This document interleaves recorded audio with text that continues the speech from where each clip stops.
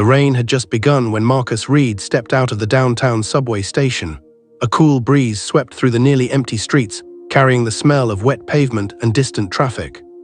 Pulling the hood of his dark sweatshirt over his head, he adjusted the worn leather messenger bag slung across his shoulder and started the familiar walk home. It had been a long day.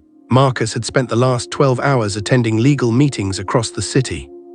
His dress shirt and tie were neatly folded inside the bag, replaced by the comfortable hoodie he always wore during his commute. After years of working in high-pressure courtrooms, he appreciated the brief moments when no one recognized him.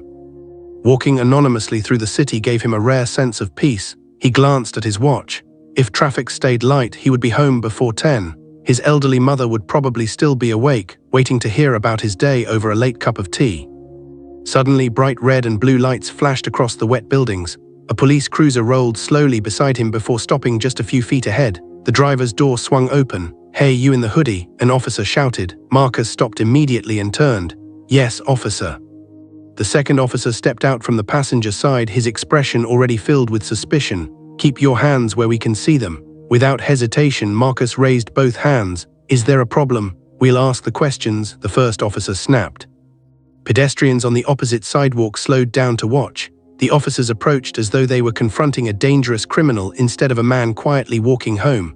"You match the description of someone involved in an armed robbery," one officer claimed. Marcus remained composed. "I understand. May I know where this incident supposedly occurred?" The officer ignored the question. "Face the vehicle." Marcus calmly complied. Cold rain landed on the hood of the patrol car as the officers searched every pocket of his clothing. They emptied his wallet, removed his phone, checked his keys. Opened his messenger bag without permission. Inside were legal documents, a notebook, several case files, and a thick envelope containing cash Marcus had withdrawn earlier that afternoon to pay contractors renovating his mother's home. The younger officer held the envelope in his hand. "That's a lot of money." "It belongs to me," Marcus answered evenly. "The bank withdrawal receipt is inside." Instead of looking for the receipt, the officer smirked. Convenient story. His partner counted the bills with surprising interest before slipping the envelope into an evidence pouch. "We are taking this." Marcus looked directly at him. "On what legal basis?" "It's being held while we investigate. I haven't been arrested." "You don't need to be." Marcus recognized the answer for what it was, not procedure but intimidation.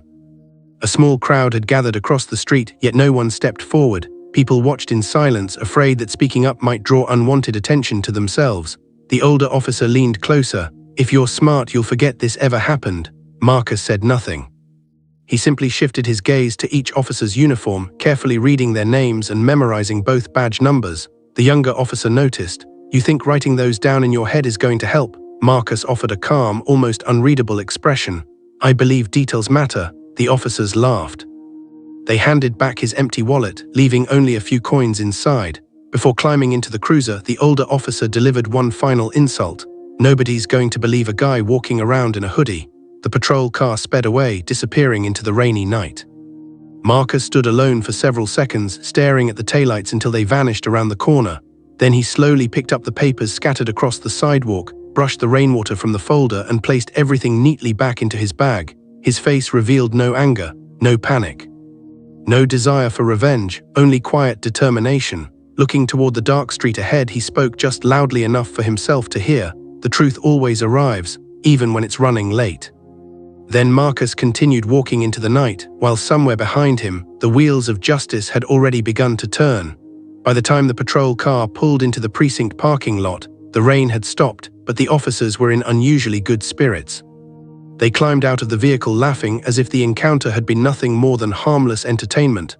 Officer Ryan tossed the sealed envelope onto his desk. "Easy night," he said with a grin. His partner, Officer Blake, leaned back in his chair. The guy never even argued. "That's the kind I like, quiet." Ryan smirked. He knew better. Neither man seemed concerned about paperwork. The report they eventually filed was brief, vague, and carefully worded. It claimed they had conducted a lawful stop based on a suspect description and temporarily confiscated property connected to an active investigation. There was no mention of the bank withdrawal receipt, no explanation for why Marcus had been released immediately, and certainly no explanation for why the money had never been entered into the evidence system. To them, details like those had never mattered. This wasn't the first time they had stretched the truth.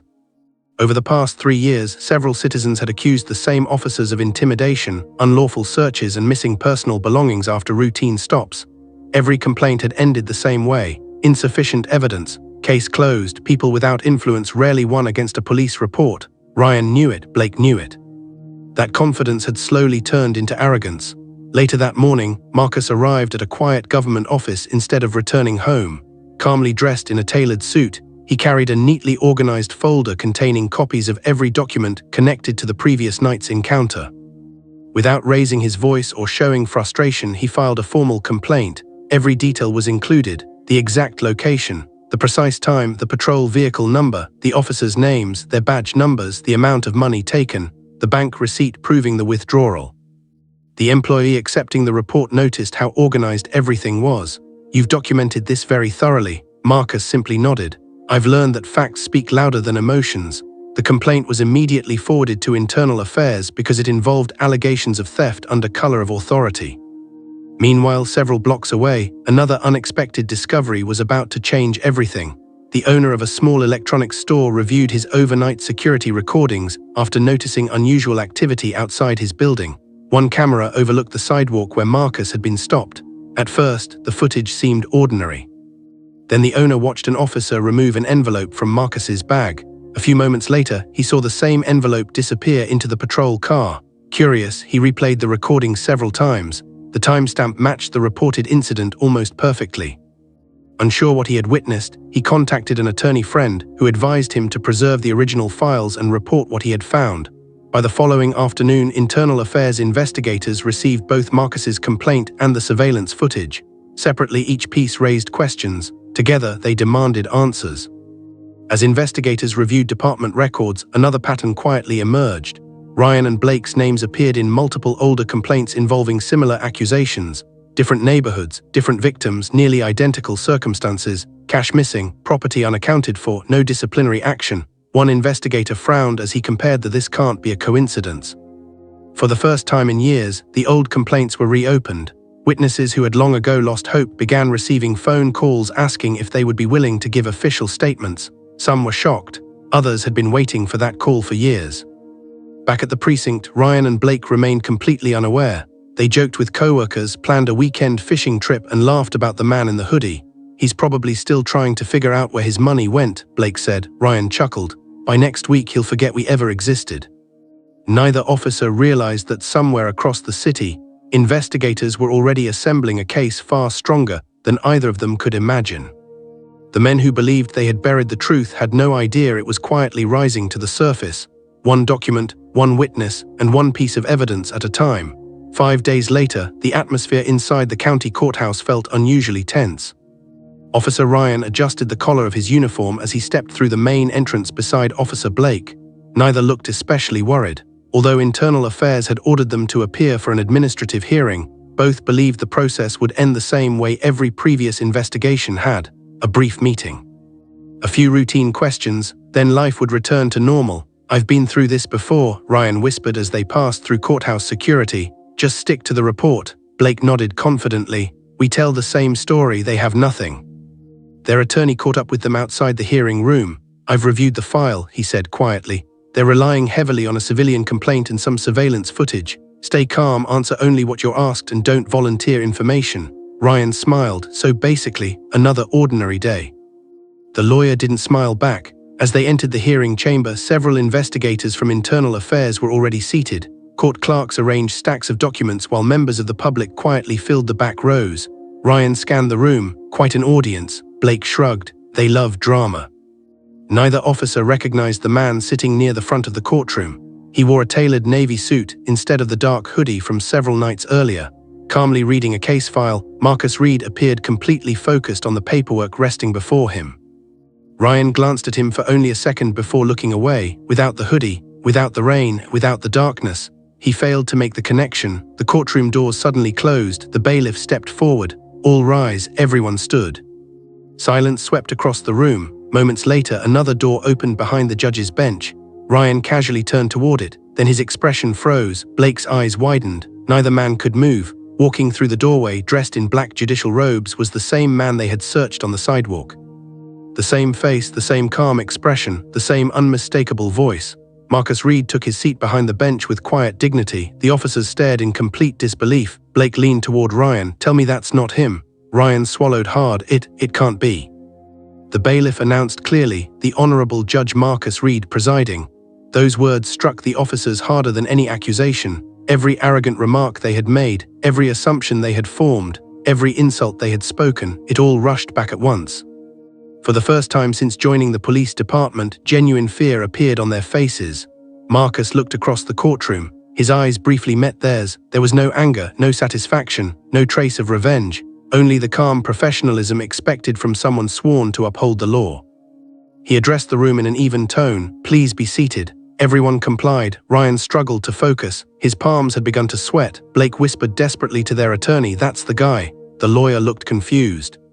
"What guy?" "The man from the traffic stop." The attorney slowly turned toward the bench. His expression immediately changed. "You never mentioned that. We didn't know who he was." Marcus opened the case file before him. "This hearing concerns allegations of misconduct, abuse of authority, and improper seizure of private property." His voice remained steady. "The purpose of today's proceeding is to evaluate the evidence presented and ensure every participant receives a fair and impartial process under the law." Ryan shifted uncomfortably. For the first time, he understood something he had ignored for years. The person standing before an officer in ordinary clothes could be anyone: a teacher, a doctor, a veteran, a business owner, or a judge. The clothing someone wears reveals very little about their character. The choices they make reveal everything. As the clerk prepared the first exhibit for presentation, the confidence that had carried Ryan and Blake through countless investigations completely disappeared. The hearing had not even truly begun. Yet both officers already sensed that the future they had taken for granted was slipping beyond their reach.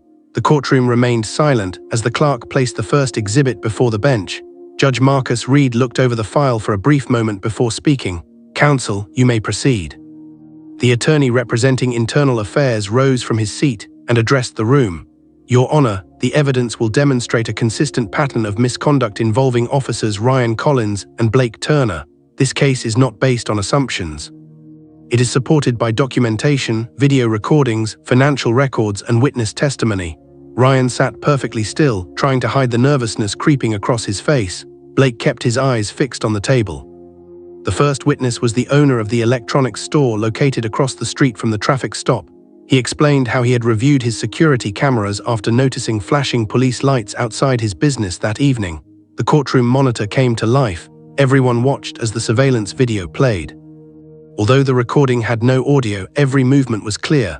Marcus stood peacefully beside the patrol car. The officers searched his belongings. One of them removed the envelope containing cash. Instead of documenting it properly, the envelope disappeared inside the police vehicle. A quiet murmur spread through the gallery. Ryan lowered his head. The next exhibit appeared on the screen. It was Marcus's bank withdrawal receipt. The date matched, the time matched. Even the amount listed by the bank matched the exact sum that had vanished during the stop. An internal affairs investigator stepped forward. "We searched the department's evidence database." He paused before continuing. "There is no record that this money was ever logged into evidence." Judge Reed looked toward the defense. "Would counsel like to respond?" Their attorney slowly stood. "Your Honor. At this time, we have no reasonable explanation for that discrepancy."